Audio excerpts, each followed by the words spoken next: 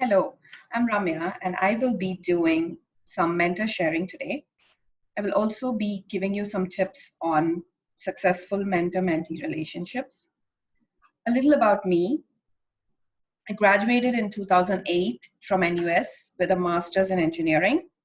I joined the Alumni Mentorship program in 2018, and ever since then, I've mentored about 4 students from the engineering department. I'm also a mentor for the NUS Bursary program, where I have mentored about 2 of them. What is mentoring? Mentoring is a process where reciprocal relationships are built. It's a relationship between 2 people where one is more experienced than the other, professionally as well as personally. It's a relationship that's built out of mutual trust, and the mentor is considered as a trusted advisor and an accountability partner who can share experiences professionally as well as personally and provide emotional support. The emotional support is even better when it comes from a person who's experienced a similar challenge before. That's how the mentor-mentee matching is done, based on industry experience, professional experience, etc. Goals progression is a critical part of this journey too. Here are some pointers on why mentoring is important. At the end of the day, mentoring brings about a lot of advantages, both for the mentor as well as the mentee. Coming to the NUS Engineering Alumni Mentorship Program, I joined this program 2 years ago, and I've seen how organized this program has been. The program team takes a lot of effort in putting together the structure for this program, and this helps both the mentor as well as the mentee to sail through this program smoothly. As an NUS alumni mentor, I feel more connected to NUS community, and I feel good to give it back to my fellow NUS students. Not only the mentee, but the mentor also goes through a learning process with this whole journey. So coming to some of the discussion guidelines, the first meeting, which we call as getting to know each other, is a very important meeting between the mentor and the mentee. This is where the introduction happens between the mentor and mentee. They wouldn't have known each other before. The matching is made based out of, as I already mentioned, industry experience, educational background, etc. So there should be open communication between the mentor and mentee to share their academic background as well as professional background, which school they went, certifications, internship, whatever part-time they've done before, full-time, etc. So this will give an overview of what the mentor and mentee have done, so that each of them can understand what they've gone through so far with respect to professional experience related items.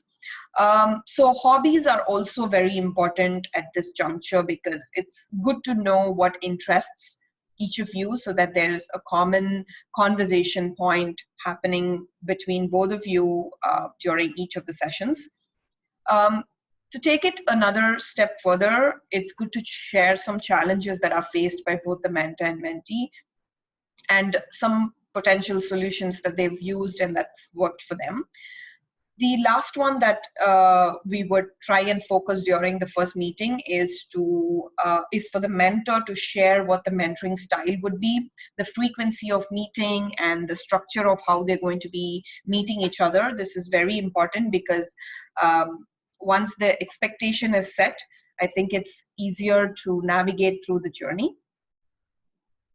So the second and third meeting is basically relationship building and going through the goals. So once you get to know each other's backgrounds, it's easier to talk about professional goals or personal goals. So the mentee can share his or her professional goals or personal goals with the mentor, and the mentor should be able to help guide them to understand what the end goals are. So share personal experiences with respect to school or with respect to career, so it's easier for both of them to understand what they are talking about and what they are going to reach at the end of the mentoring journey. And document the short and long-term goals for tracking as well. This is also very important, because this helps you track where you were before the mentoring journey and where you will go to at the end. So here are some tips for successful mentor-mentee relationships. The first one is get to know each other. This is what we did during the first meeting. That's very important. The second part of it, which is very crucial, is the open and honest communication. I think this is as I said, it's very crucial because if you are not open, the other person wouldn't know what's going on, both the mentor as well as the mentee. The third part, or the third tip, would be is active participation. This is very important in this process because if one person is just not participating in this process, it doesn't work. The fourth tip is expectations and agreements. Please make sure that you set the right expectations and agree on the structure, the frequency, the mentoring style, etc. I think this is very important as well. The fifth tip is share creative ideas. Share whatever you feel would help the mentee, and the mentee also can make an effort to try the ideas given by the mentor. The other tip is consistency and reliability. I think this is important to hold each other accountable. Be consistent in your meetings, be consistent in the way you talk to each other.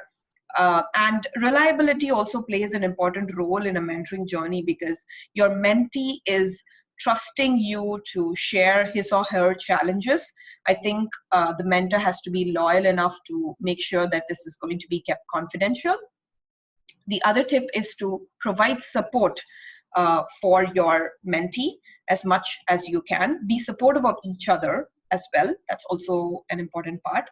The last one, as I said earlier, with respect to active participation, I think regular meetings are important. Make sure that you decide what kind of timing that you're going to be meeting in a month. I think this is very important in this process as well. Thank you.